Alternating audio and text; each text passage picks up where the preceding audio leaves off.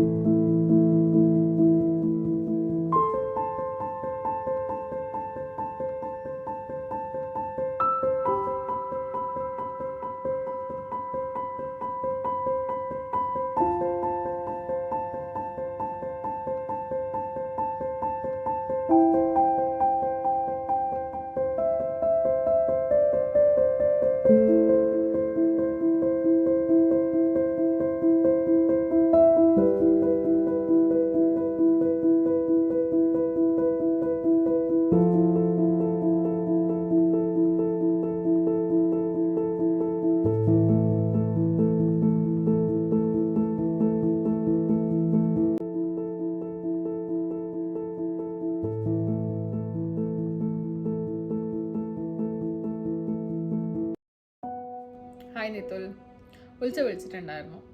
നിൻ്റെ കാര്യങ്ങളൊക്കെ പറഞ്ഞു. So how you feeling now? കുറച്ച് ദിവസമായിട്ട് എല്ലാത്തിനോടൊരു മടുപ്പം, ഒന്നിനോടൊരു ഇൻട്രസ്റ്റ് ഒന്നും തോന്നുന്നില്ല. ആകെ ഒരു ഒറ്റപ്പെട്ട പോലെ, ആരും എന്നെ മനസ്സിലാക്കുന്നില്ല. ഓഫീസിലൊക്കെ ഭയങ്കര പ്രഷറും എനിക്കതൊന്നും ഹാൻഡിൽ ചെയ്യാൻ വേണ്ടി പറ്റുന്നില്ല. വീട്ടുകാരോട് പറയുമ്പോൾ അവർ പറയുന്നത് ഇതൊക്കെ നോർമലാണ്, എല്ലാവരും കടന്നു പോകുന്ന ഒരു സിറ്റുവേഷൻ തന്നെയാണെന്ന് അവർ പറയുന്നത്. പക്ഷേ എങ്കിൽ എൻ്റെ അവസ്ഥ പറയുമ്പോൾ അവർക്ക് മനസ്സിലാവത്തില്ല. എനിക്ക് ഭയങ്കര സങ്കടമുണ്ട്. ഫ്രണ്ട്സിനോട് സംസാരിക്കാന്ന് വെച്ച് കഴിഞ്ഞാൽ അവരെല്ലാം ബിസിയാണ്, അവരുടെ സ്വന്തം ലൈഫിൽ. പറയുമ്പോൾ ചുമ്മാ കളിയൊക്കെ ചെയ്യാം.